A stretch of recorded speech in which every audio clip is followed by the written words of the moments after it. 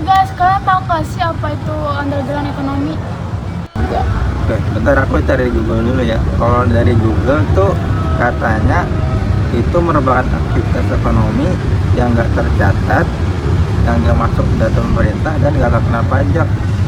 Yang kayak jualan online tanpa lapor pajak gitu nggak sih? Nah itu masalahnya. Kalau semua orang kayak gitu, negara jadi rugi dong. Lah, usaha kecil kayak gini mau hidup gimana? Pajak ini itu semuanya berat. Ini tuh bukan hitam putih, ada bertahan hidup juga, tapi tinggal mendapatkan ekonomi negara. Gimana sih?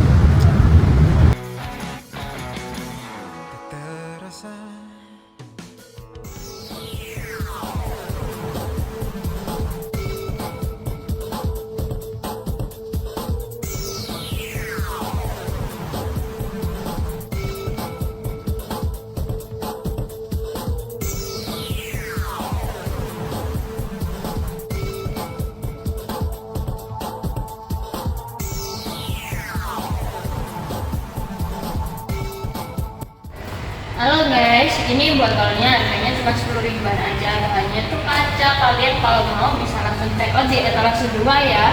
Aku di sini udah selesai live ya guys. Nanti kita ketemu lagi di jam 8 malam. Oke, bye, see you.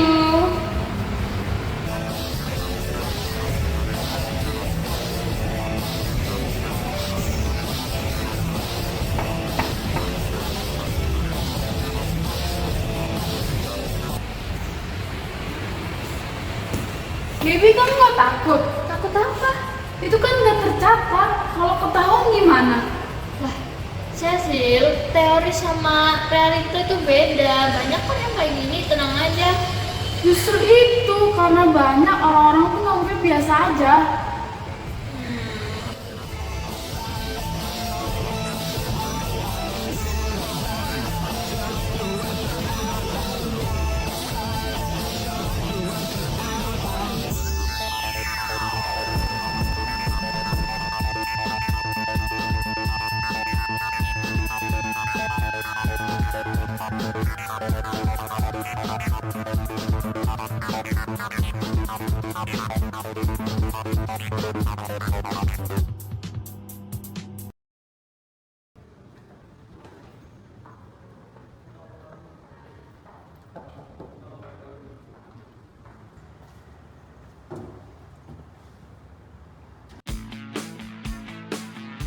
Kak, aku pengen nanya sesuatu nih.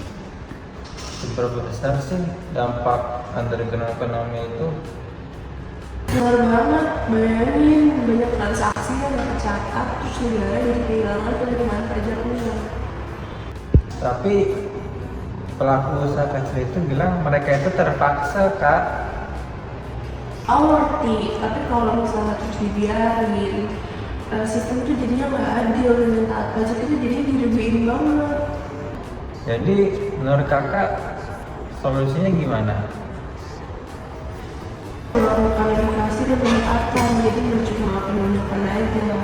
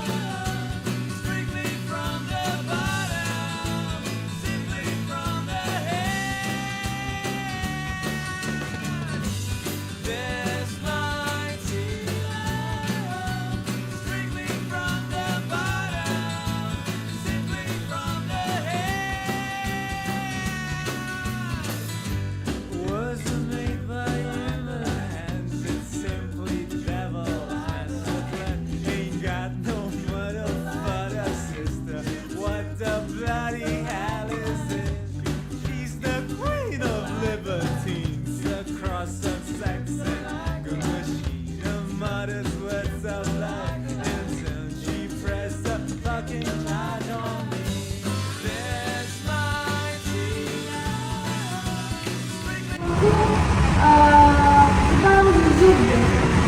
Karena underground itu salah nggak sih? Salah. Kamu pernah ngerasain dari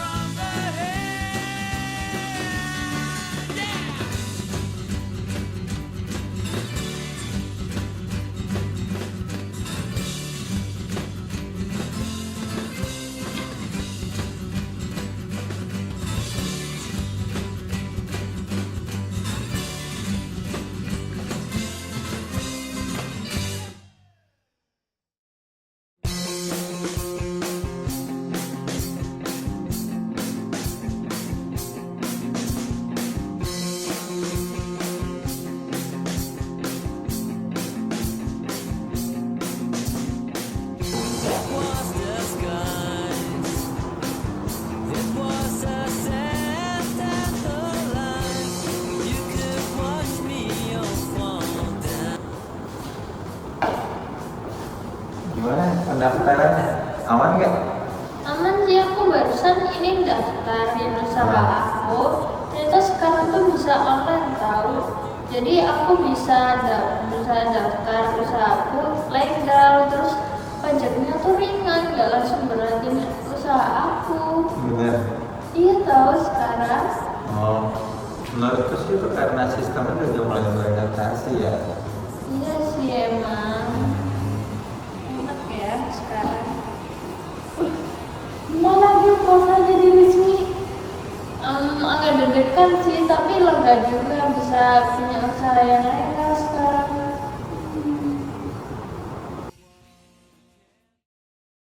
Selama ini ku nanti yang ku berikan datang berbalik. Underground economy bukan sekedar angka yang hilang dari laporan, bukan hanya aktivitas yang tersembunyi dari pengawasan. Ia tumbuh dari celah-celah sistem, dari ruang kosong yang belum terisi, dan dari kebutuhan manusia yang tidak bisa menunggu kesempurnaan aturan. Di balik setiap transaksi yang tak tercatat, ada tangan-tangan yang berusaha bertahan, ada mimpi yang belum menentukan jalannya, dan ada harapan kecil yang harus dipertahankan meski dalam ketidakpastian. Ini bukan hanya tentang ekonomi, ini tentang manusia, tentang pilihan, dan tentang bagaimana kita bertahan di tengah keterbatasan. Di antara aturan yang tertulis rapi dan realitas yang berjalan apa adanya, kita seringkali dihadapkan pada dilema yang tidak sederhana. Benar dan salah tidak selalu berdiri sejauh yang kita kira. Kadang keduanya hanya dipisahkan oleh keadaan. Ada mereka yang ingin patuh, tapi terhalang oleh ketidaktahuan, oleh kerumitan, atau oleh rasa takut untuk memulai. Dan di titik itu, kita mulai memahami bahwa perubahan tidak cukup hanya dengan menilai, tapi juga dengan membuka jalan agar setiap orang punya kesempatan untuk melangkah ke arah yang lebih baik. Dulu yang aku tahu cuma satu, bertahan. Gimana caranya tetap jalan, tetap hidup, tetap punya penghasilan, tanpa terlalu memikirkan apakah langkah itu benar atau tidak. Karena saat keadaan mendesak, yang dipikirkan bukan aturan, tapi ya kebutuhan. Tapi sekarang aku sadar, bertahan saja tidak cukup. Ada rasa takut yang selalu mengikuti, ada ketidakpastian yang terus menghantui.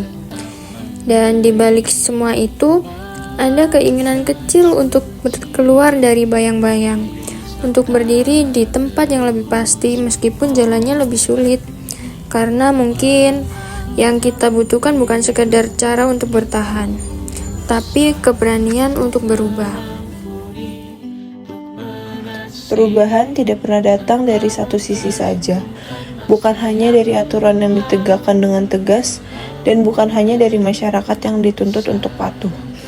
Perubahan lahir dari pertemuan antara keduanya, dari sistem yang mau mendengar, dan dari individu yang mau melangkah.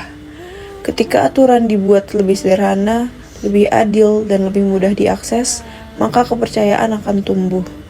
Dan ketika kepercayaan itu ada, kepatuhan bukan lagi menjadi beban, melainkan menjadi pilihan yang disadari.